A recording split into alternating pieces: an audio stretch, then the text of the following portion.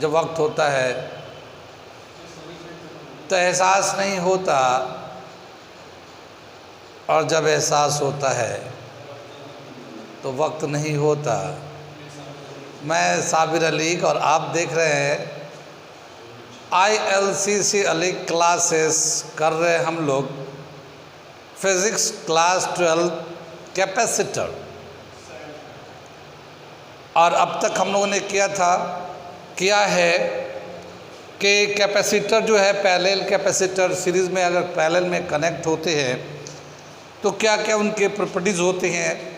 बहुत सारे प्रॉपर्टीज़ को हम लोगों ने कल डिस्कस किया, समझाया और लिखा भी।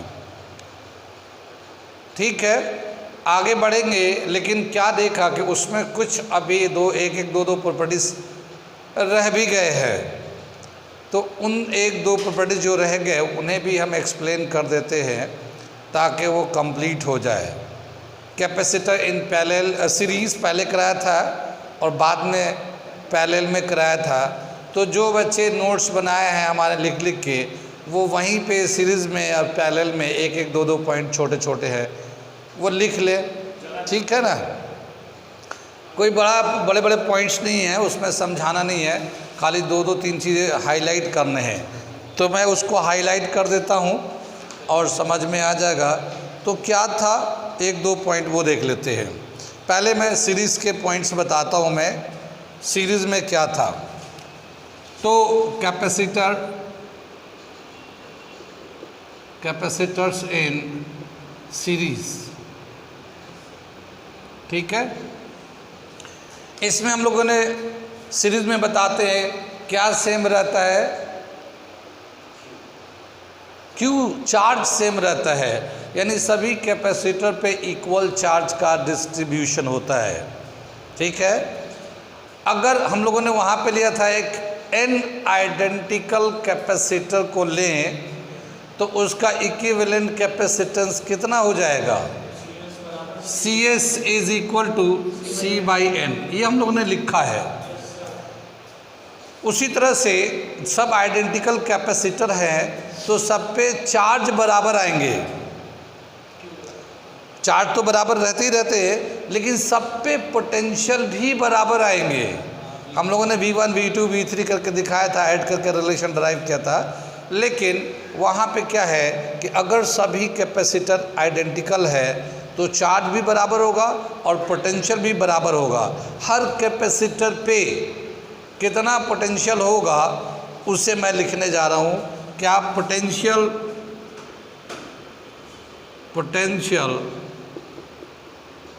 Of each capacitors.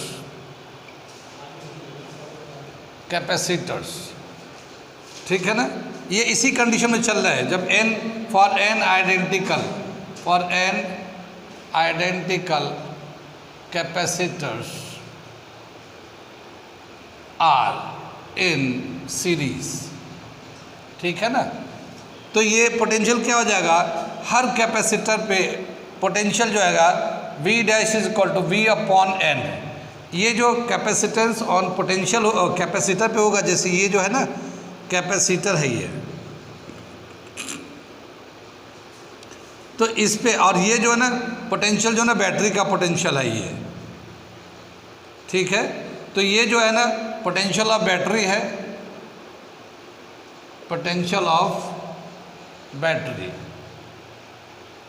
को n जितना कैपेसिटर जो है ना सीरीज में कनेक्ट है उससे डिवाइड कर देंगे तो इस पे कितना पोटेंशियल आएगा V डैश, ये वाला निकल जाएगा। ये चीज़ एक छूट रहा था आइडेंटिकल के लिए। एक और चीज़ यहाँ पे है, हम लोगों ने 3 कैपेसिटर को कनेक्ट किया था सीरीज़ में, उससे रिलेशन ड्राइव किया था। फिर हम लोगों ने 2 कैपेसिटर भी लिया था और वहाँ पे हम लोगों ने दिखाया था कि जो कैपेसिटेंस होगा, इक्विवेलेंट कैपेसिटेंस होता है, वो ऊपर C1 into C2/C1 plus C2 निकालते हैं। ऊपर में मल्टीप्लाई होता है, नीचे में प्लस होता है। ठीक है ना, तो अगर 2 कैपेसिटर अगर अलग अलग C1 C2 अगर 2 कैपेसिटर ऐसे कनेक्ट है, ठीक है ना, ऐसे कनेक्ट है C1 C2, तो इनका इक्विवेलेंट कैपेसिटेंस जो आएगा C1 into C2 upon C1 plus C2। ये तो इक्विवेलेंट कैपेसिटेंस निकालने का फॉर्मूला हमने ड्राइव किया था, लेकिन यहाँ पे पोटेंशियल तो अलग अलग होगा। C1 C2 है तो इस पे कितना पोटेंशियल होगा।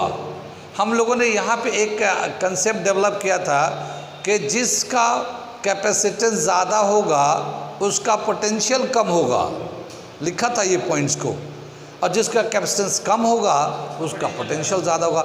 ज़्यादा हो या कम हो, मगर कितना, अगर एग्जैक्ट मैग्नीट्यूड निकालना हो तो कैसे निकालेंगे।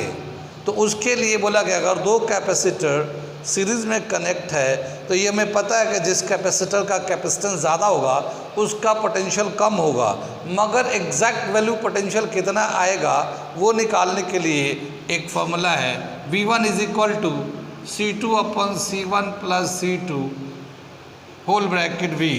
ये जो है पोटेंशियल, जैसे इस पर पोटेंशियल डेवलप किया V1 तो इस पर कितना पोटेंशियल होगा C2 capacitor, second capacitor upon C1 plus C2 into V potential of the battery. ठीक है, ये तो पहले वाले पे इतना कैपेसिटेंस डेवलप करेगा और V2 कितना हो जाएगा C1 plus C2 into V। इसमें क्या है, नीचे तो सेम है, ये भी सेम है, खाली ऊपर वाला ये V1 लिया तो यहाँ C2 है, यहाँ V1 लिया तो ये C2 है और यहाँ V2 लिया तो यहाँ C1 है, बस इतना ही फ़र्क है। ठीक है, कितनी बात सुन में आई। यहाँ पे एक पॉइंट्स और बच गया है, वो है, इतना समझ में आ गया हम लोगों ने ये कुछ किया था, लेकिन कुछ बीच बीच में रहता है ना कि बोलते बोलते वो चीज़ें रह जाती है, तो ये जो रह गया वो हम बातें बता दे रहे हैं ताकि ये भी क्लियर हो जाए। आगे दे रखा है कि ऐसे मान लो कैपेसिटर, ये फर्स्ट 1 कैपेसिटर है, 2 कैपेसिटर है, कितने प्लेट्स लगते हैं कैपेसिटर में, एक कैपेसिटर में कितने प्लेट्स लगते हैं, 2 प्लेट्स लगते हैं। तो ऐसे हम लोगों ने बहुत सारे प्लेट्स लगा दिया है, n प्लेट्स, ठीक है ना। When n plates are connected in series, when n plates are connected in series, ठीक है ना। n प्लेट्स लगाया तो कितना ये कैपेसिटर हो जाएगा, it is n-1 capacitor in series, capacitors in series. क्या मतलब समझ में आया। अगर मान लो हम लोग 10 प्लेट्स लगाए, कितने 10 प्लेट्स, तो हमारे पास 9 कैपेसिटर हो जाएंगे जो सीरीज में कनेक्ट होंगे, n-1 कैपेसिटर। n प्लेट्स अगर कनेक्ट करते हम लोग तो जो नेट कैपेसिटर होगा प्लेट्स के रेस्पेक्ट में, ये प्लेट है, ये प्लेट्स हैं, तो हमारा n-1 कैपेसिटर होगा जो सीरीज में कनेक्ट होगा। ठीक है, तो एक पॉइंट्स ये भी है। आगे चले हम लोग, ये कुछ पॉइंट्स रह गए थे कैपेसिटर इन सीरीज़ के, ऐसे ही कुछ पॉइंट्स कैपेसिटर इन पैरेलल के भी रह गए, उसे भी मैं लिख दे रहा हूँ इसे। तो मैं पैरेलल में करता हूँ इसको, इसे मिटा दूँ मैं,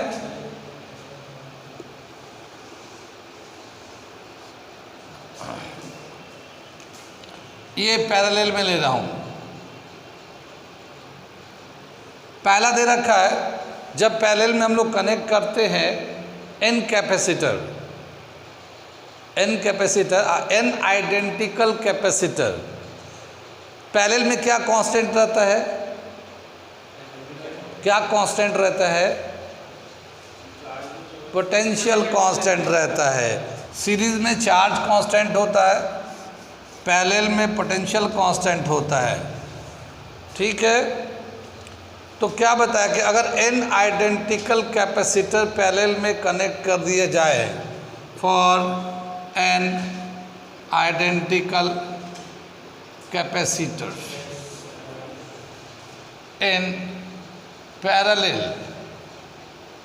ठीक है, क्या दे रखा है ये Cp is equal to Nc, ये तो इक्विवेलेंट कैपेसिटेंस ही हम लोगों ने किया था।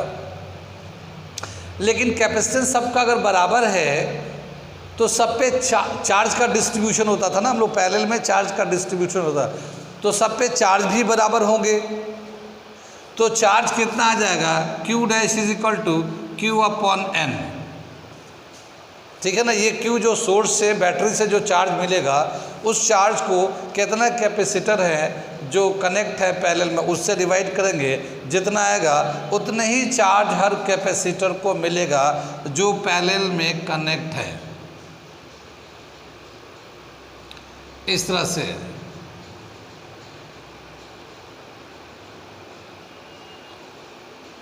से हमारा कनेक्ट है। कितनी बात में ये तो इक्विवेलेंट कैपेसिटर का ये वाला पॉइंट रह गया था चार्ज को बताना।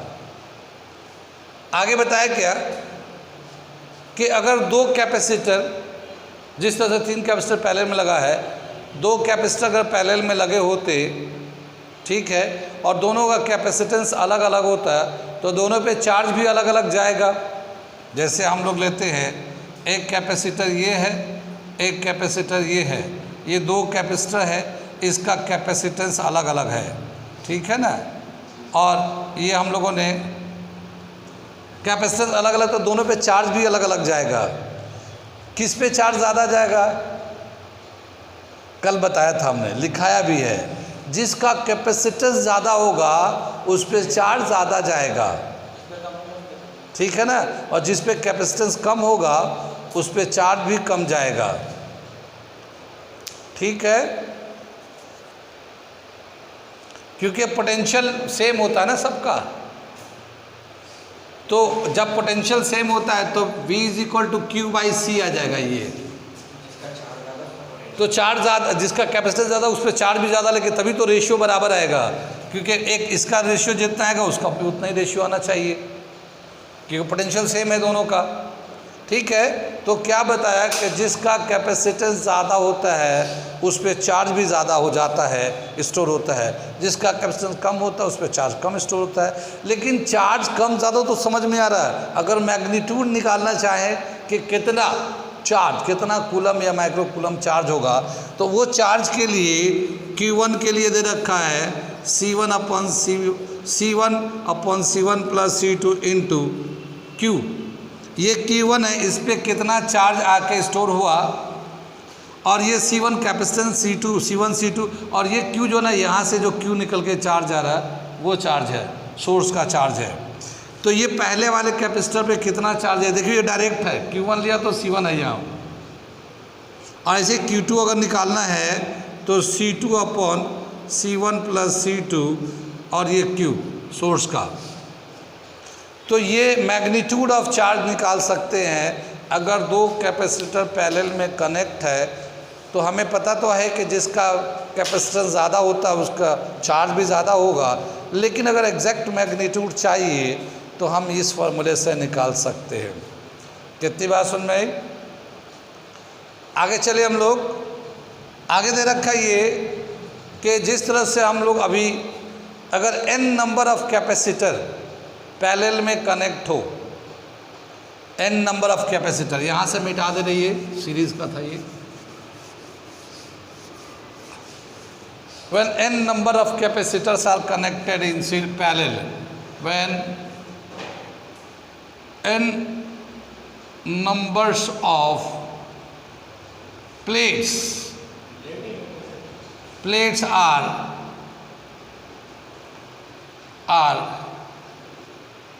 connected in ये n capacitor, when n number of capacitor, ये कैपेसिटर लिखते हैं, capacitors are connected in parallel, ठीक है। हाँ, तो कैसे दिखाएंगे? अब देखो यहाँ तो हम लोग 3 को दिखाया है, लेकिन हम लोग यहाँ पे देखिए कैसे बना रहे हैं। 2 कलर हम लोग यूज़ कर रहे हैं, 1 2 3 4 5 6 7, ये हमने एक कलर यूज़ कर दिया। ब्लू से ब्लैक चल रहा ना, यही सोच रहे हैं ना आप, तो ये कल से सोचना था, ये कल से चल रहा है ऐसा। ये कल से सोचना था, ये कल से चल रहा है क्योंकि मैंने ही इंक डाल दिया इस पे। ठीक है, ये जो है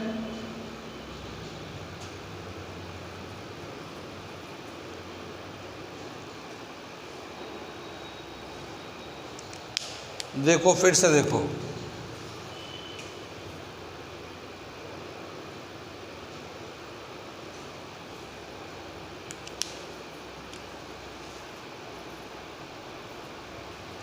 ठीक है। ये जो प्लेट है 1 नंबर है, ठीक है ना। तो जितने भी ऑड प्लेट है एक साथ कनेक्ट है। देखिए 1 number, 3 number, 5 number, 7 number, 9 number, 11, 13, जो ऑड प्लेट्स है, ऑड नंबर ऑफ प्लेट्स है वो एक साथ कनेक्ट है, और जो इवन नंबर ऑफ प्लेट्स हैं वो एक तरफ कनेक्ट है। अगर n प्लेट्स हैं और कनेक्टेड हैं तो पैरेलल में दिखाने के लिए क्या करेंगे, जो ऑड है वो एक तरफ कनेक्ट कर देंगे, जो इवन है वो एक तरफ कनेक्ट हो जाएगा। अब कितने कैपेसिटर हो जाएगा, तो नेट कैपेसिटर हो जाएगा ये, net capacitor in parallel, capacitors in parallel is equal to n-1।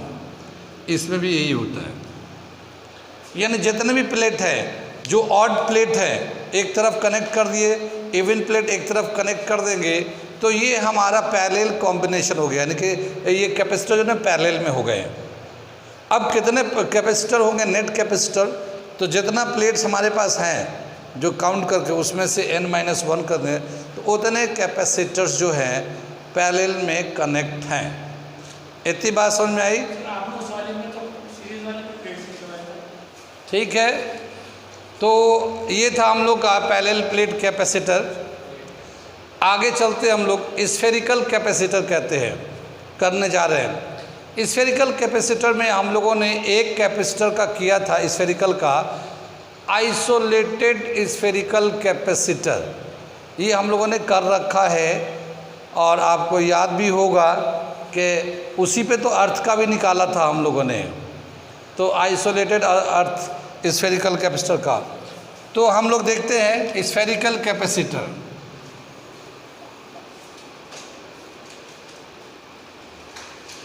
Spherical capacitor,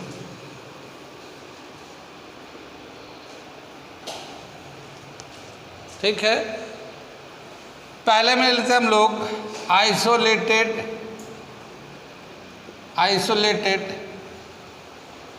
spherical capacitor,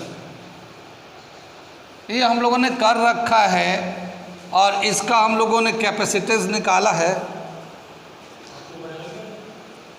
पता नहीं है, इसका कैपेसिटर निकाला हम लोगों ने 4πε0 इंटू R।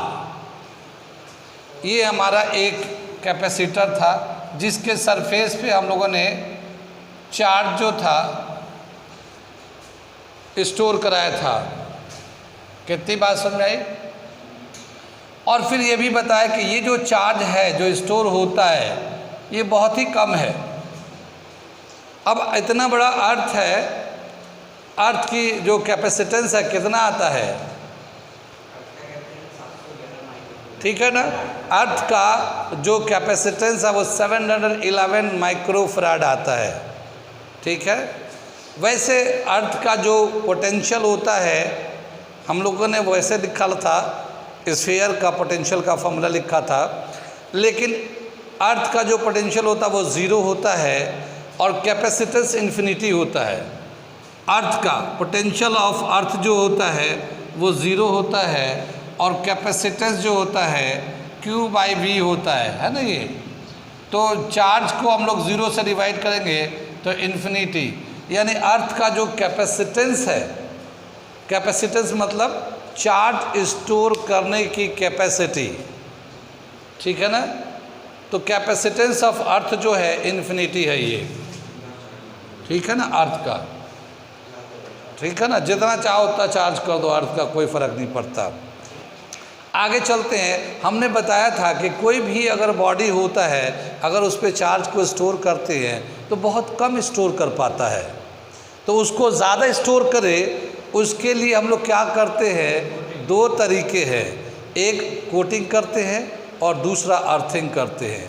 कोटिंग का मतलब एक मेटालिक बॉडी से मेटालिक बॉडी से कवर कर देते हैं और दूसरा अर्थिंग कर देते हैं ताकि जो इंड्यूस पॉजिटिव चार्ज होगा आउटर सरफेस पे वो अर्थ में चला जाएगा।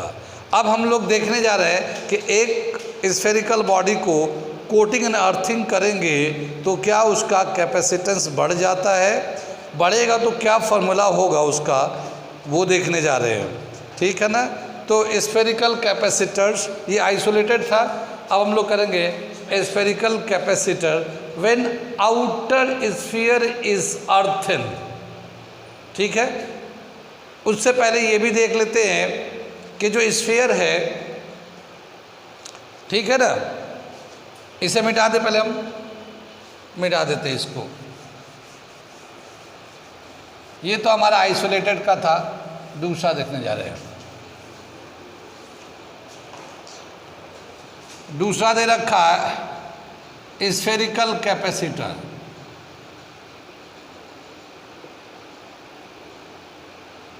Spherical capacitors when outer surface is earthen. कितनी बात सुनाई, ये पहला करने जा रहे हैं। जो हमारा कैपेसिटेंस निकालने का तरीका है स्फेरिकल कैपेसिटर का, वो दो तरीके से निकाल लेते हैं हम लोग। एक गॉस थ्योरम के हेल्प से निकाल सकते हैं, ठीक है ना, गॉस थ्योरम, गॉसियन सरफेस, और उसको इंटीग्रेट करके भी निकाल सकते हैं। और एक अभी अभी हम लोगों ने गॉसियन कंसेप्ट को यूज़ करके पोटेंशियल निकाला था बहुत सारा, अभी जब मैं कराऊंगा तो समझ में आएगा, तो उससे भी निकाल सकते हैं हम लोग पोटेंशियल के रिस्पेक्ट में। तो हम सबसे पहले, चूँकि पोटेंशियल वाला, गॉस वाला भी इजी है, पोटेंशियल वाला, तो मैं पोटेंशियल के रिस्पेक्ट में निकाल देता हूँ। ठीक है ना। कंसंट्रिक स्फीयर के जो कंसंट्रिक स्फीयर का किया था ना हम लोगों ने, जैसे एक स्फीयर है ये, हम लोग पहले थोड़ा फिगर बना दूँ तो समझ में आएगा। एक ये स्फीयर है, इसका रेडियस है r1, ठीक है। एक ये दूसरा स्फीयर है, ध्यान दो क्योंकि ध्यान में ही ज्ञान है, तो ये ध्यान से देखो वरना अभी पता चल जाएगा कितना घर में पढ़ रहे हो। ठीक है। ये दूसरा कैपेसिटर है और सॉरी स्फीयर है, और इसका जो रेडियस है r2 ले लिया हम लोगों ने। कितनी बात सुन में।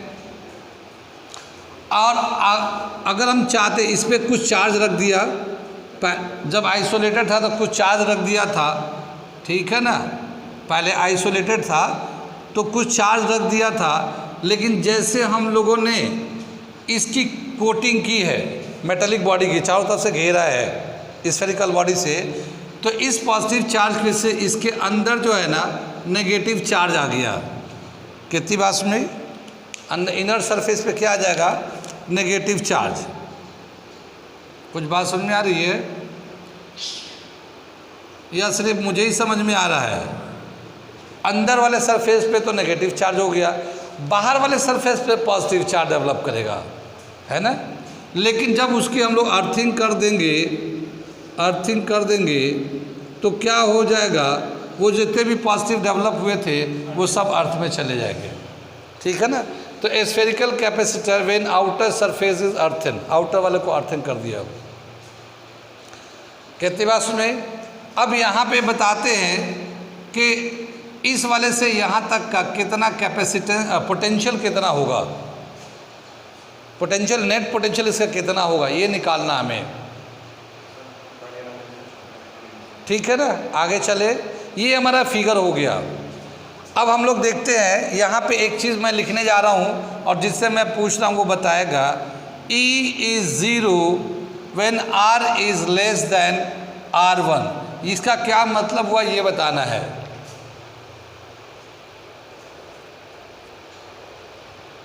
यहाँ पे इलेक्ट्रिक फील्ड 0 है, अगर ये स्मॉल r इस R1 से छोटा है तो ये R रेडियस यहाँ है ना हमारा, तो ये इसका सरफेस है, तो इसके अंदर कितना चार्ज होगा? मेटालिक बॉडी है तो इसके सरफेस पे चार्ज होगा, अंदर चार्ज नहीं होगा। अंदर जब चार्ज नहीं होगा तो अंदर इलेक्ट्रिक फील्ड कितना? ज़ीरो, नहीं? ठीक है।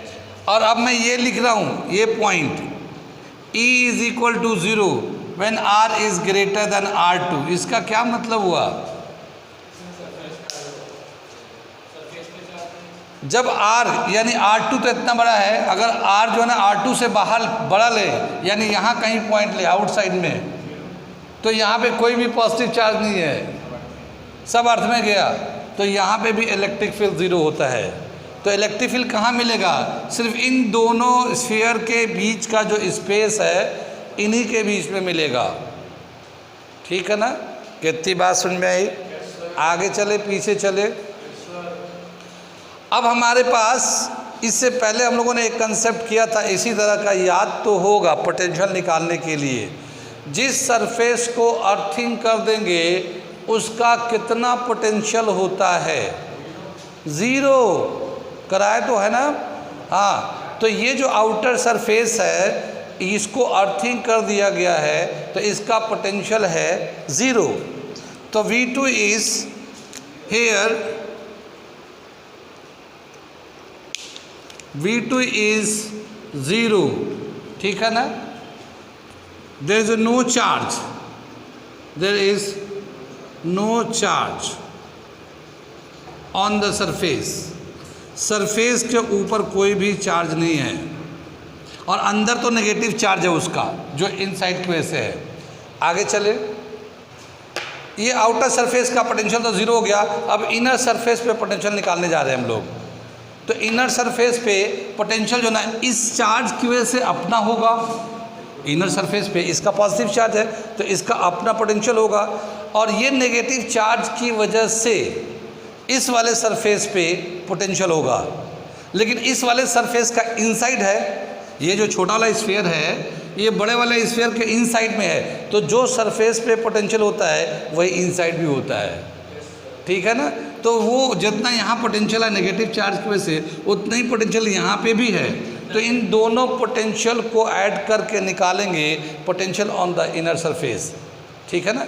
Potential, total potential inside this. तो क्या निकालेंगे? टोटल पोटेंशियल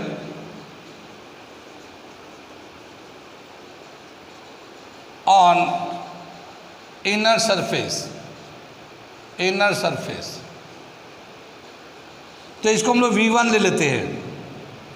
V1 लेंगे तो क्या आएगा? पोटेंशियल का फॉर्मूला आता है 1/4 पाई एप्सिलॉन नॉट। ये Q जो है अपॉन R1 हो जाएगा, ये पॉजिटिव रहेगा। ठीक है ना? और जितना ये चार्ज नीचे पॉजिटिव है ना उतना ही नेगेटिव चार्ज को इंड्यूस करेगा आउटसाइड में। ये पॉजिटिव जो है उतना ही नेगेटिव को इंड्यूस करेगा। कैपेसिटर में तो यही प्रिंसिपल होता है ना, जितना इधर होगा उतना ही इंड्यूस करेगा, नेगेटिव इधर पॉजिटिव उधर, पॉजिटिव बाहर चला जाता है।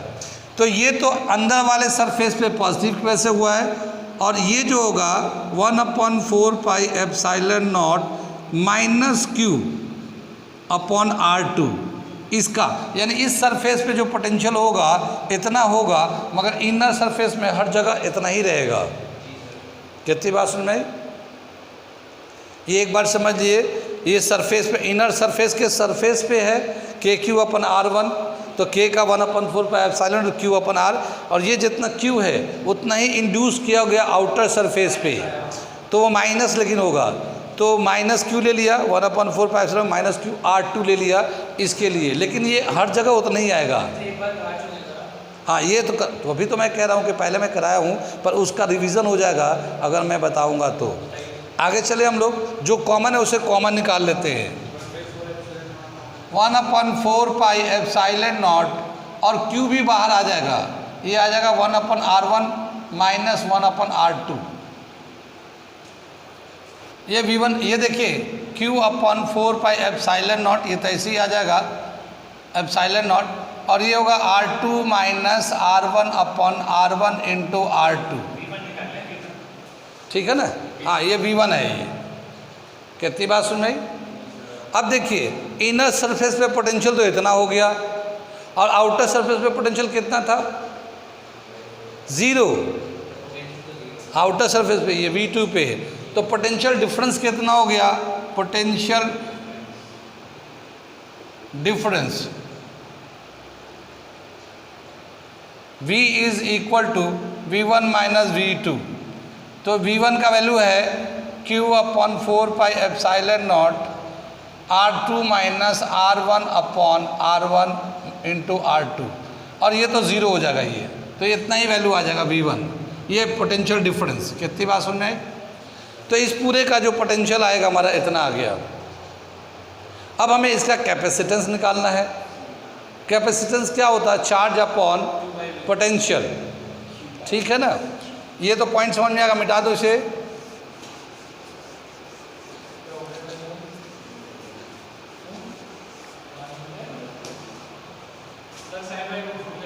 Capacitance is equal to Q upon V, और Q तो Q है और V की जगह पे लिख देते हैं Q upon 4πε0 R2 minus R1 upon R1 into R2, ठीक है।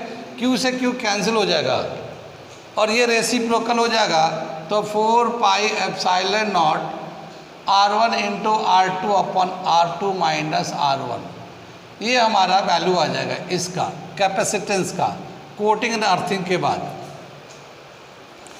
C is equal to 4πε0 R1 into R2 upon R2 minus R1, ये हमारा फाइनल फॉर्मूला आ गया।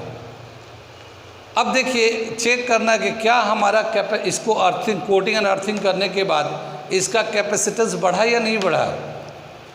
पहले क्या था, अगर आइसोलेटेड था तो उसका जो कैपेसिटेंस था 4πε0 इंटू R, जितना रेडियस होगा। अब क्या होगा कि R1 को R2 से मल्टीप्लाई करेंगे, बढ़ेगा वैल्यू, और नीचे R2 में से R1 को माइनस करेंगे तो छोटा हो जाएगा, तो और डिवाइड करेंगे तो और बड़ा कर देगा, क्योंकि नीचे का डिनोमिनेटर अगर छोटा होता है तो डिवाइड करने के बाद वो बड़ा हो जाता है, ठीक है ना। तो क्या समझ में आया कि ये जो वैल्यू है ग्रेटर देन R1 अगर देखना चाहें, खाली अगर ये आइसोलेटेड R1 था तो R1 से ये ज़्यादा ही है, ठीक है ना। तो क्या देखेंगे here R1 into R2 upon R2 minus R1 is greater than 1, ठीक है ना। This imply that capacitance has increased when it is coated and earthen, ठीक है ना। जब इसको कोटिंग एंड अर्थिंग करते हैं तो कैपेसिटेंस स्फेरिकल कैपेसिटर का बढ़ जाता है ये, ठीक है ना। ये बात समझ में आ गई ना। ये हम लोगों ने कैसे किया, जैसे इनर सरफेस था, इस पर कुछ चार्ज रख दिया और जितना चार्ज रखा हम लोग देखते हैं क्या इसका कैपेसिटेंस बढ़ेगा नहीं बढ़ेगा, तो इसके एक मेटालिक कोटिंग कर देते हैं। उसके कोटिंग करने के बाद क्या देखते हैं कि इसके अंदर नेगेटिव चार्ज इंड्यूस होता है, पॉजिटिव चार्ज, लेकिन जितना इस पर चार्ज था उतना ही नेगेटिव बाहर में पॉजिटिव होगा, तो वो पॉजिटिव तो अर्थ में चला गया, मगर ये नेगेटिव चार्ज उतना ही है जितना इस सरफेस पे था। तभी हम लोगों ने यहाँ पे -Q यूज़ किया है, देख रहे हैं ना, ये Q लिया है तो इसको -Q, क्योंकि नेगेटिव चार्ज था, बाकी सब कुछ ये R2 रेडियस हो गया, ठीक है ना। तो चार्ज इस पर रखा था, अर्थिंग एंड कोटिंग इसको किया था बाहर वाले को।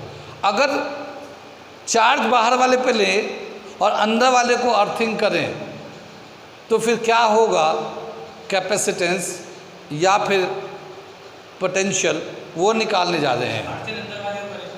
हाँ, अब अर्थिंग अंदर वाले करेंगे लेकिन चार्ज बाहर वाले पे रखेंगे। हाँ, चले फिर अगला टॉपिक कर रहे हैं। इसमें ये थोड़ा अलग हटकर है, ये कंपटीशन के हिसाब से है, तो हम आप लोग को जो बता रहे हैं जाहिर है ये सब कंपटीशन पॉइंट से ही कंसेप्ट दे रहे हैं, ठीक है ना। आगे चलते उसको, नेक्स्ट वाला कर रहे हैं। सेकेंड दे रखे spherical capacitor, spherical capacitor when inner surface inner surface is earthen, अंदर वाले सरफेस को अर्थिंग कर दिया गया। ठीक है, आगे चलते हैं हम लोग। क्या बताया कि ये हमारा एक कैपेसिटर है, इस पे पॉजिटिव चार्ज रख दिया गया। ठीक है, ये इस पे Q पॉजिटिव चार्ज दे दिया गया। इसका रेडियस R2 ले लेते हैं। कितनी बात सुनी? R2 ले लिया। इसके बाद हम लोगों ने क्या किया कि एक दूसरा स्फीयर मेटालिक बॉडी लेते हैं और इसको अंदर में रख दिया इस तरह से, और इसका रेडियस है R1। कितनी बात सुन में? इस पॉजिटिव चार्ज की वजह से इस पे बाहर में माइनस इंड्यूस्ड हो जाएगा। कुछ बात सुन में आ रही है? बाहर में माइनस इंड्यूस्ड हो जाएगा और अंदर में प्लस इंड्यूस्ड हो जाएगा। लेकिन इसको हम लोग क्या करते हैं, अर्थिंग कर देते हैं इनर सरफेस को। ठीक है,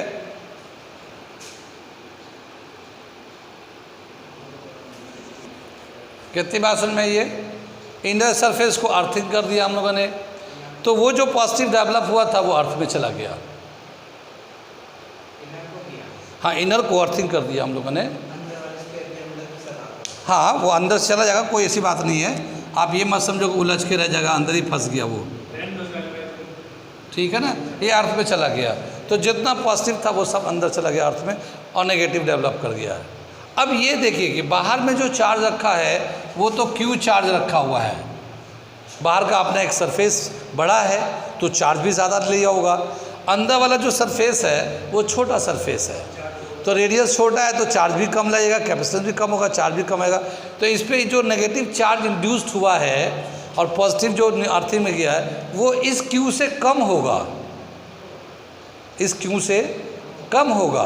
कितनी बात सुन रहे? तो कितना होगा उसको हम लोग पहले निकालते हैं। द चार्ज, हाँ, Q से कम होगा, इससे कम होगा। मैं ये बता रहा हूँ कि Q जो रेडियस बड़ा है, ये स्फीयर बड़ा है, तो इस पर ज़्यादा चार्ज आ जाएगा, क्योंकि हम लोगों ने देखा आइसोलेटेड स्फीयर में 4πε0r होता है, r इसका बड़ा, तो इस पर चार्ज ज़्यादा है। अब ये अंदर हम लोगों ने एक बनाया है कोटिंग एंड अर्थिंग करने के लिए, लेकिन ये जो स्फीयर है छोटा है, रेडियस कम है, तो ज़ाहिर है इस पर चार्ज भी कम होगा।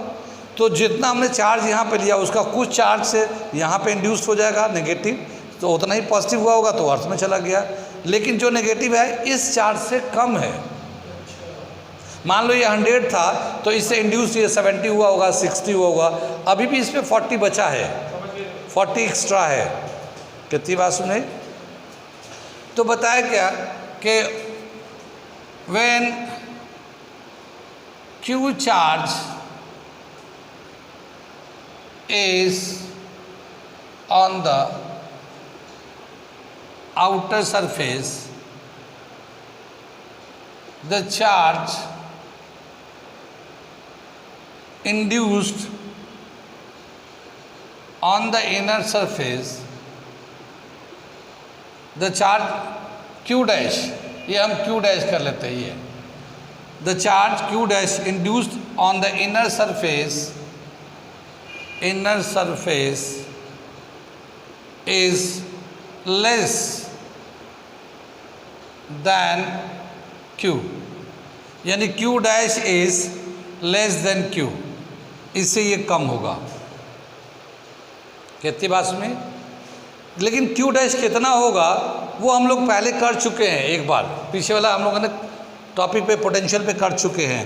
तो क्या दे रखा? पोटेंशियल ऑन इनर सरफेस, ठीक है ना? नहीं, पोटेंशियल नहीं, charge on inner surface, charge on inner surface QIN is equal to R1 upon R2 into Q। हाँ ये इनर का था तो इसलिए वो पहले लिख रहा था, अब ये सही चलेगा। ठीक है ना। तो इनर सरफेस पे R1/R2, ये R1 कम है ना, R2 ज़्यादा, तो ये <1 आएगा, तो ये कम आ गया। ठीक है ना।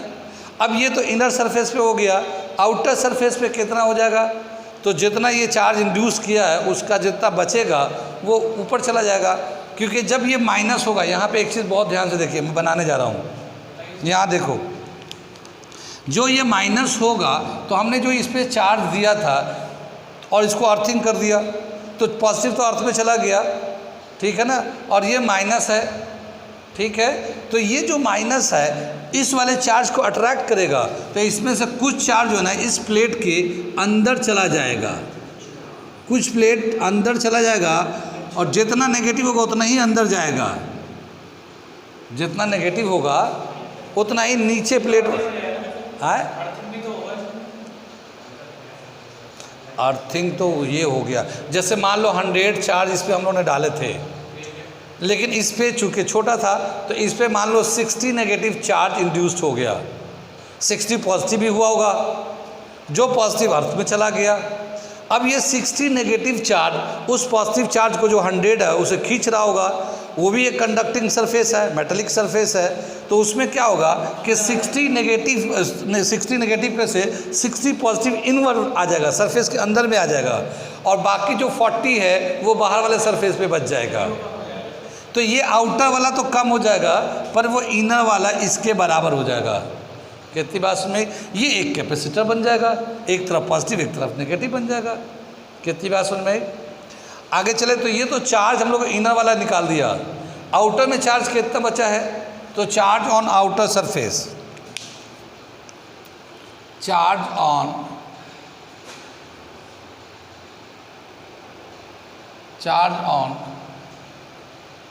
आउटर सरफेस, क्यू आउट लिख देते हैं, total Q minus Q in minus कर देते हैं।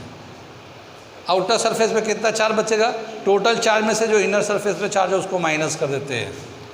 Q on the outer surface is equal to Q minus R1/R2 into Q, ये है ना इन वाले के बराबर, हम लोग यहाँ पे डाल दिया, इसको कॉमन ले लेते हैं, क्यू आउट, तो क्यू कॉमन लेंगे तो क्या बचेगा 1R1/R2, ठीक है ना। और ये हो जाएगा क्यू आउट पे, आउटवर्ड पे कितना जाएगा हमारा, Q R2 minus R1/R1, sorry R2, ये हमारा आउटर पे सरफेस पे हमारा पोटेंशियल हो जाएगा। कितनी बात समझ में, यहाँ तक बात समझ में आ गई। अब हमसे पूछा है कि इसका कैपेसिटेंस कितना होगा टोटल, तो ये जो है देखो बीच में जो है ना एक पैरेलल प्लेट कैपेसिटर बन रहा है, ये बन रहा है ना, ठीक है ना, एक तरफ पॉजिटिव चार्ज है एक तरफ नेगेटिव चार्ज है, दो रेडियस है, R1 है R2 है, तो इसकी वजह से हम लोगों ने कैपेसिटेंस अभी अभी निकाला है, आउटर का अर्थिंग करके रखा था, लेकिन उसी का बीच का ही निकला था, हमारा निकला बीच का ही था वो, ठीक है ना। और क्या आया था 4πε0 R1 into R2/R2 minus R1, ये बीच का ही आया था, ये भी बीच का ही आया है, तो इतना तो हो जाएगा कैपेसिटेंस इसका अंदर वाले का। फिर बाहर वाले का कैपेसिटेंस कितना होगा, Q/V हो जाएगा, लेकिन Q कितना होगा, ये हमारा Q आउटवर्ड इतना आ जाएगा, और V इसका पोटेंशियल उसी तरह लेंगे KQ/R, ठीक है। तो उसका जो टोटल पोटेंशियल है कैपेसिटेंस, हम लोग इसको आइसोलेटेड की तरह, जैसे हम लोग एक स्फीयर आइसोलेटेड कंसीडर करते थे, तो कैसे क्या आता था आइसोलेटेड स्फीयर का 4πε0 इंटू R होता था, तो ये जो बाहर वाला होगा इसको हम लोग आइसोलेटेड स्फीयर की तरह कंसीडर करेंगे, ठीक है। कितनी बात सुन में, तो आइसोलेटेड स्फीयर का जो कैपेसिटर होगा 4πε0 इंटू R2, क्योंकि ये तो हो जाएगा। कितनी बात सुन में, आगे चले पीछे चले, अब यहाँ पे दो कैपेसिटर निकाल रहे हम लोग, एक ये वाला इसके बाहर वाला, तो ये दो कैपेसिटर सीरीज में ही है पैरेलल में है, ये दोनों कैपेसिटर पैरेलल में है। जब भी कभी कंसंट्रिक, क्योंकि सारे नेगेटिव एक जगह है और सारे पॉजिटिव एक तरफ है। पैरेलल प्लेट में ऐसे जब लगते हैं तो पॉजिटिव एक तरफ होता है, नेगेटिव एक तरफ हो जाता है, ठीक है ना। हाँ, ऐसे पैरेलल प्लेट वाला इधर पॉजिटिव आ रहा है, इधर नेगेटिव जा रहा है, तो ऐसे ही सारे एक तरफ नेगेटिव एक तरफ पॉजिटिव होते हैं। तो जब भी कभी इस तरह से कंसंट्रिक स्फीयर्स होते हैं तो वो पैरेलल कैपेसिटर बनाते हैं। अच्छा, पैरेलल जब कैपेसिटर होगा तो कैपेसिटेंस क्या कैसे निकालते हैं? सम करके, जितना कैपेसिटेंस सम कर दो सब पैरेलल में। तो अगर C1 ये है, C2 ये है, तो equivalent capacitance C1 plus C2 से आ जाएगा। कितनी बात समझ में आई? इसी को मैं लिख रहा हूँ, कितनी बात समझ में आ रही है? ये इसे मैं मिटा रहा हूँ और इस पॉइंट को मैं लिख रहा हूँ, ठीक है। क्या दे रखा है? कैपेसिटेंस ऑफ इनर सरफेस, ये वाला, इस बीच वाला capacitance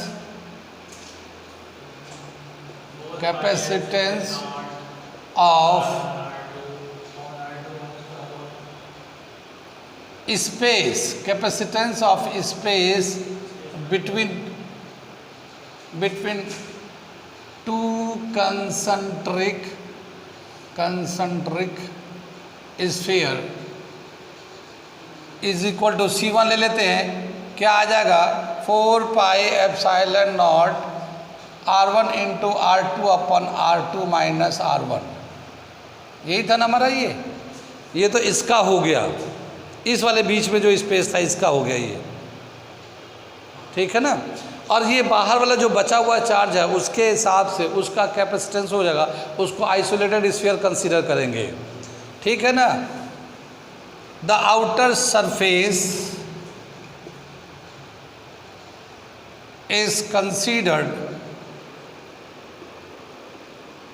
as isolated,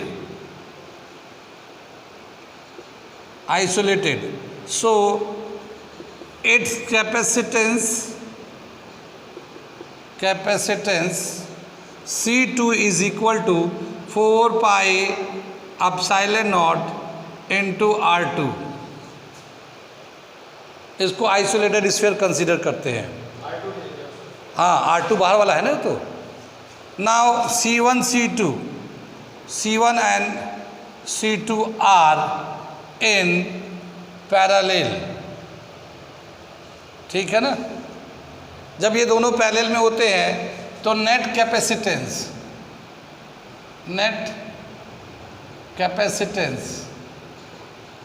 in parallel is equal to C1 plus C2। C1 का वैल्यू है 4 pi epsilon not R1 R2 upon R2 minus R1, ये तो हमारा उसका हो गया, और ये 4 पाई एप्सिलॉन नॉट R2 आ गया ये, ठीक है।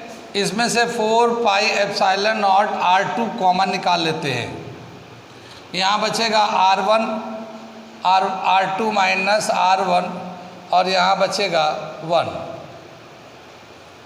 कितनी बात सुन में आई? एलसीएम लेंगे, ये यहाँ चला जाएगा, ये आ जाएगा 4 पाई एप्सिलॉन नॉट R2, ये हो जाएगा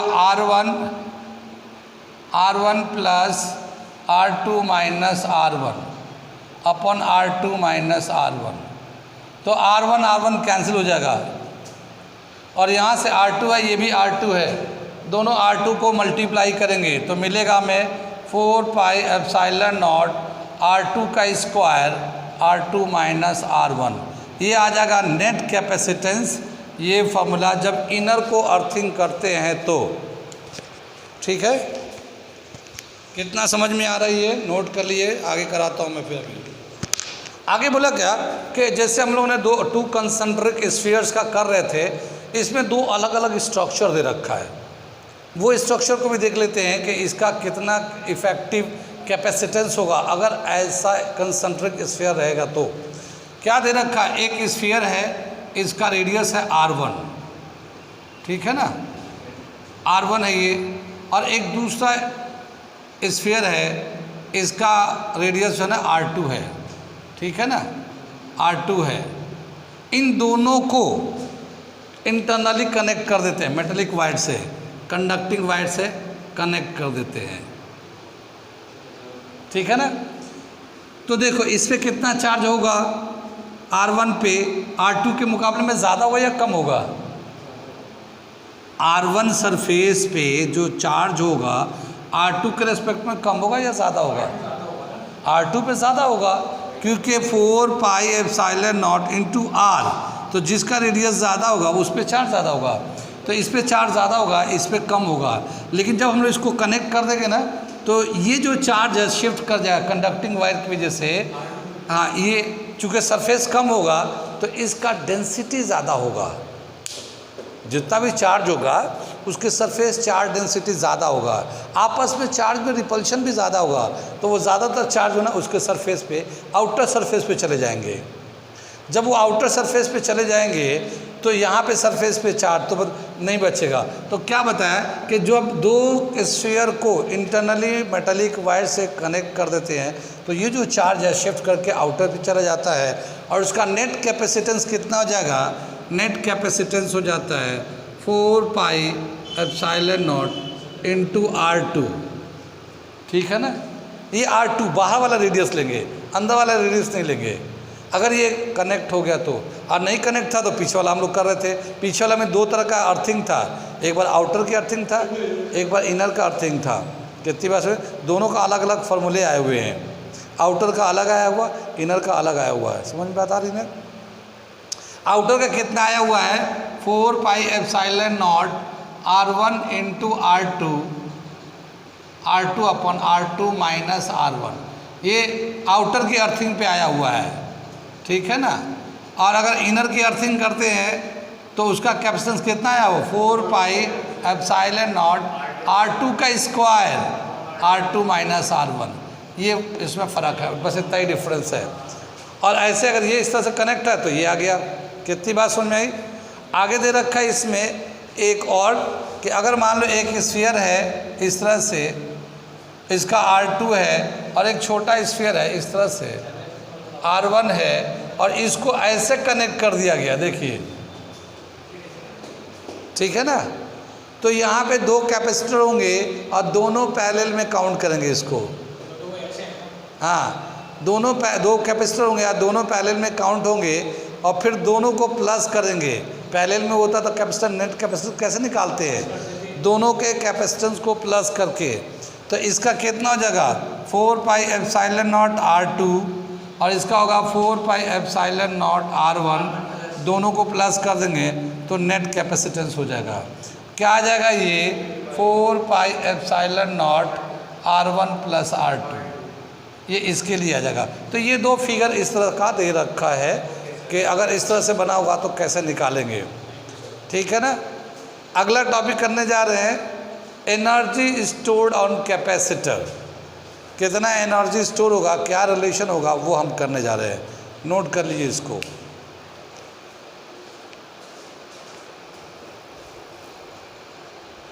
चलो कोई बात नहीं। Energy store in a capacitor, अगला टॉपिक करने जा रहे हैं हम लोग। कोई भी कैपेसिटर होता है तो उस पर हम लोग चार्ज स्टोर करते हैं, और याद होगा कि हम लोग चार्ज कैसे स्टोर करते हैं। पहले हमने बताया था कि कोई भी चार्ज जो होता है, एक चार्ज लाते हैं उसे आसानी से रख देते हैं, लेकिन जब वो एक चार्ज रखते हैं तो उसके बाद जो है उस चार्ज पे, उस चार्ज की वजह से एक फील्ड बन जाता है, उस चार्ज की वजह से एक फील्ड बन जाता है। फिर दूसरा चार्ज जब लेके आते हैं तो वहाँ रिपल्शन होता है। उस रिपल्शन को ओवरकम करने के लिए हमें ज़्यादा वर्क डन करना पड़ता है, और वो वर्क डन फिर पोटेंशियल एनर्जी के फॉर्म में स्टोर हो जाता है। फिर ऐसी और चार्ज अगर ला के जमा करना चाहेंगे तो और ज़्यादा वर्क डन करेंगे और ज़्यादा पोटेंशियल बढ़ता जाएगा। तो क्या होता है कि when we are storing the charge on the surface, work has to be done. ठीक है ना। When charge is stored on the surface,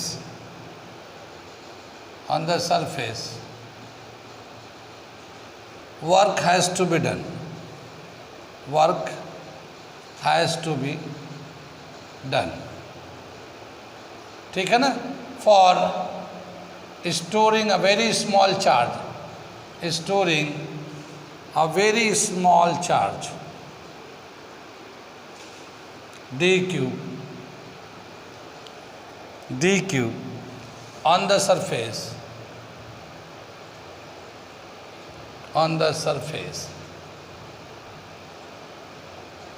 the work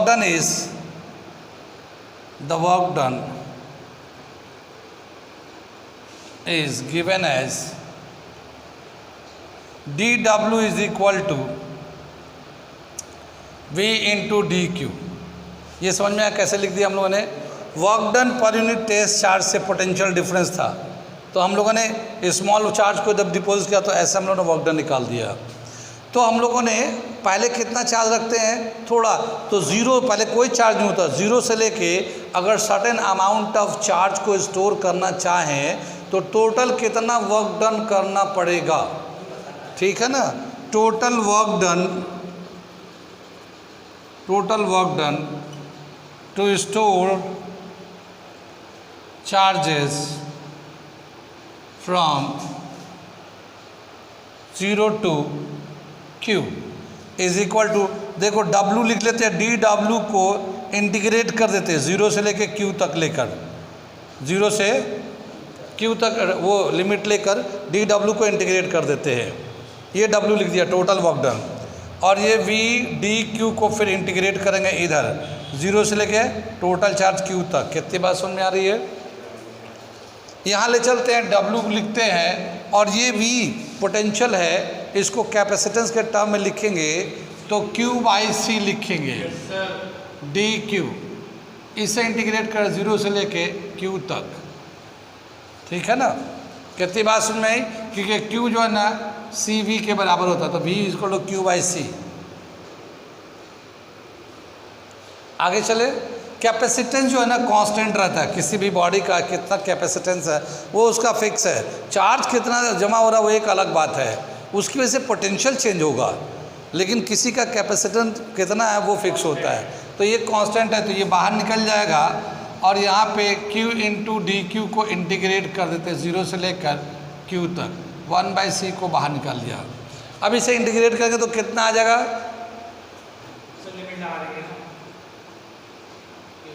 जितना पहले से पावर था एक पावर प्लस कर देंगे, तो 1 था 2 हो गया, 2 से डिवाइड कर देंगे, लिमिट लगा दिया 0 से q तक। क्या हुआ कि ये 2 को बाहर निकाल लेंगे 1/2c, और यहाँ पे क्या होगा, एक बार अपर लिमिट लेंगे q² माइनस 0 का स्क्वायर, तो ये आ जाएगा work done is equal to q² 1/2 q² upon c।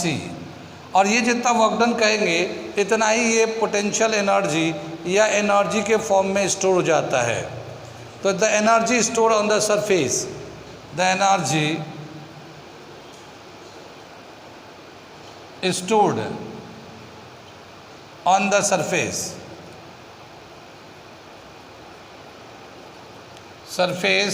u is equal to half q² upon c, ठीक है ना? ये वैल्यू आ गया, यही वैल्यू है, ये वाला हम लोगों ने w को u से दिखा दे रहे हैं। कितनी बात समझ में आई? आगे चले हम लोग, आगे बताया क्या, ये मिटा रहा हूँ मैं, कि ये जो है, जो हमारा जो आंसर आया है वर्क एनर्जी का, वो है Q एंड C के टर्म में। अगर हम लोग Q को हटाना चाहें, C एंड V के टर्म में लिखने के चाहेंगे, तो Q² को क्या लिख सकते हैं? ये QCV होता है ना, तो Q² को लिखे V² C²। तो अगर हम लोग का देखिए एनर्जी जो था 1/2 Q² अपॉन C आया है, Q को रिप्लेस देंगे तो ये हो जाएगा 1/2c Q² V², C से C कैंसिल हो जाएगा, सॉरी C² से C कैंसिल हो जाएगा 1/2 CV²। ये भी हो सकता है एनर्जी का फॉर्मूला, ये भी एनर्जी का फॉर्मूला हो सकता है। और अगर हम लोग कैपेसिटेंस हटाना चाहें तो Q/V डाल देते हैं, ठीक है ना, 1/2 Q² और C कैपेसिटेंस Q/V डाल देते हैं। तो ये हो जाएगा 1/2 QV, ठीक है ना। क्यू से क्यू, इसका पावर कैंसिल हुआ, वी ऊपर चला जाएगा, ठीक है ना।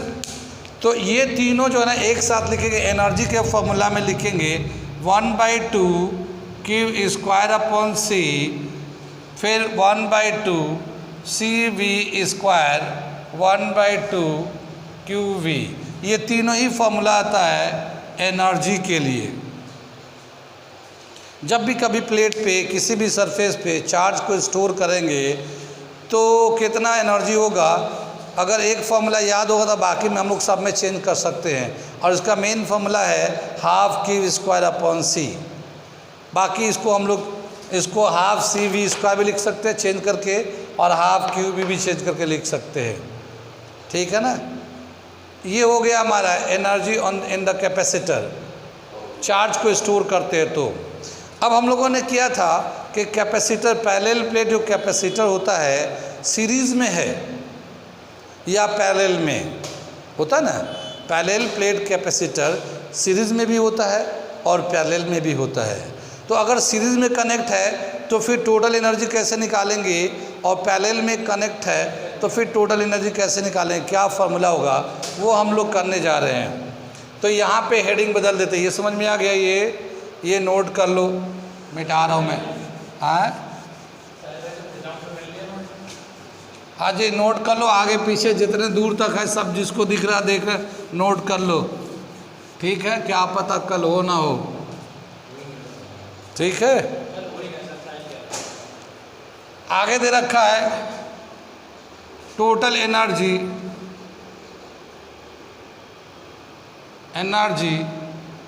When capacitors, parallel plate capacitor, when parallel plate capacitors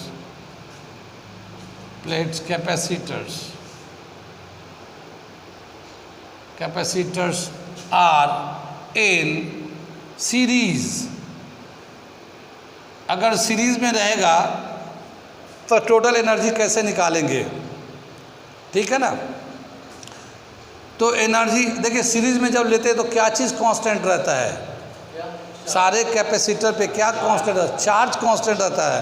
तो हम लोग चार्ज एंड कैपेसिटेंस का फॉर्मूला यूज़ करेंगे, चार्ज और कैपेसिटेंस के फॉर्मूला। तो कौन सा फॉर्मूला यूज़ करेंगे, 1/2 Q²/C यूज़ कर लेंगे। कितनी बात सुन में आगे चले हम लोग। जब पैरेलल कैपेसिटर सीरीज में होते हैं तो चार्ज कांस्टेंट होता है, और एनर्जी के लिए चार्ज और कैपेसिटर के रेस्पेक्ट में ये फॉर्मूला आता है। इसको हम लोग ऐसे लिख सकते हैं 1/2 Q², और ये हम लोगों ने इसको 1/C कर लिया, CS कर दिया, हाँ 1/CS कर लिया, सीरीज में ले रहे हैं हम लोग ना, तो CS कर लिया। हम लोग जब कैपेसिटर को जब सीरीज में कनेक्ट करते हैं तो इक्विवेलेंट कैपेसिटेंस कैसे निकालते हैं, 1/CS = 1/C1 + 1/C2 + 1/C3। तो इसे हटा के हम लोग लिख सकते हैं 1/2 Q², ये 1/C1 + 1/C2 + 1/C3 ... चलता रहेगा। कितनी बात सुन में आई, यानी कि कैपेसिटेंस जितना भी सीरीज में कनेक्ट हो सबको ऐसे लिख सकते हैं, ठीक है। इसको हम लोग 1/2 Q² से मल्टीप्लाई कर देते हैं, अलग अलग कर लेते हैं, तो क्या मिलेगा 1/2 Q²/C1, 1/2 Q²/C2, 1/2 Q²/C3, और ऐसे ही चलता रहेगा, ठीक है ना। ये जो कैपेसिटर है सीरीज में कनेक्ट है, इस तरह से एक हम लोग डायग्राम दिखाने के लिए बना दिया। तो अब ये क्या हुआ कि ये जो है ना पहले वाले कैपेसिटर पे कितना एनर्जी है ना, ये 1/2 Q²/C1, Q तो सब पे सेम रहता है, तो Q तो सबका सेम ही रहेगा। ये पहले वाला कैपेसिटर का एनर्जी हो जाएगा, तो ये U1 दिखा देंगे, ये U2 दिखा देंगे, ये U3 दिखा देंगे, और ऐसे ही चलेगा टोटल एनर्जी। तो टोटल एनर्जी कैसे निकालते हैं जब कैपेसिटर सीरीज में होते हैं, sum of energy of each capacitors, सारे कैपेसिटर पे कितना एनर्जी है सबको प्लस कर दो सीधे, वो टोटल एनर्जी हो जाएगा। अगर कैपेसिटर सीरीज में कनेक्ट था तब की बात है ये। अगर कैपेसिटर पैरेलल में कनेक्ट होगा, ठीक है ना, बस ये टॉपिक ठीक है। तो अगला टॉपिक कर इसे मिटा दे, नोट कर लो आप लोग, समझ में आ रही है बात, ये सम के बराबर हो गया। अब हम लोग यहाँ पे दूसरा हेडिंग बदल लेते हैं हम लोग, और यहाँ पे हम सीरीज़ के जगह पैरेलल कर लेते हैं, यहाँ ए की जगह बी कर लेते हैं, और यहाँ हम पैरेलल कर लेते हैं, ठीक है ना। सेम टॉपिक है, total energy when the parallel plate capacitors are in parallel, ठीक है ना। तो जब पैरेलल में होंगे ये, तो हम लोग ऐसे दिखा सकते हैं, इस तरह से चलेगा ये। अब देखिए पैरेलल में क्या कांस्टेंट होता है, V कांस्टेंट होता है। तो V एन सी में कौन सा रिलेशन था, V एन सी के टर्म में कौन सा रिलेशन है एनर्जी का, अरे हाफ सी वी स्क्वायर, अभी तो लिखा था ये, energy is equal to half C V square, है ना। पैरेलल में पोटेंशियल सेम होता है, ये पोटेंशियल हो गया जो सेम है, और ये कैपेसिटर ले लिया हम लोगों ने, ठीक है। तो ये हम लोग एनर्जी का फॉर्मूला हो गया।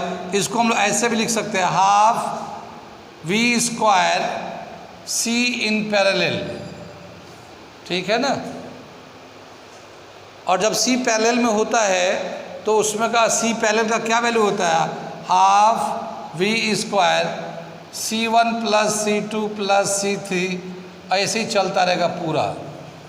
पैरेलल में जब कैपेसिटर होते हैं तो equivalent capacitance sum of all capacitance निकाल देते हैं, इसको मल्टीप्लाई कर देते हैं, हाफ वी स्क्वायर C1 फिर plus half V square C2 फिर हाफ वी स्क्वायर C3, और भी आगे चलता रहेगा, ठीक है। ये पहले वाले कैपेसिटर पे कितना एनर्जी है, ये U1 आ जाएगा, ठीक है ना। ये दूसरे वाला कैपेसिटर पे U2 हो गया, तीसरा वाला कैपेसिटर पे U3 हो गया। यानी टोटल एनर्जी अगर पैरेलल में कनेक्ट है तब भी सम करके ही निकालते हैं। तो चाहे कैपेसिटर पैरेलल में कनेक्ट हो या सीरीज में कनेक्ट हो, टोटल एनर्जी हर कैपेसिटर पे कितना एनर्जी है उनको प्लस करके निकालते हैं। कितनी बात समझ में आ रही, आ रहे कुछ समझ में आ रहा है, तो इसे रेगुलर रिवीजन करते रहिए ताकि ये आपको अच्छा लगे, समझ में आए। लाइक करें, शेयर करें, सब्सक्राइब करें, जो चाहे वो करें, ठीक है।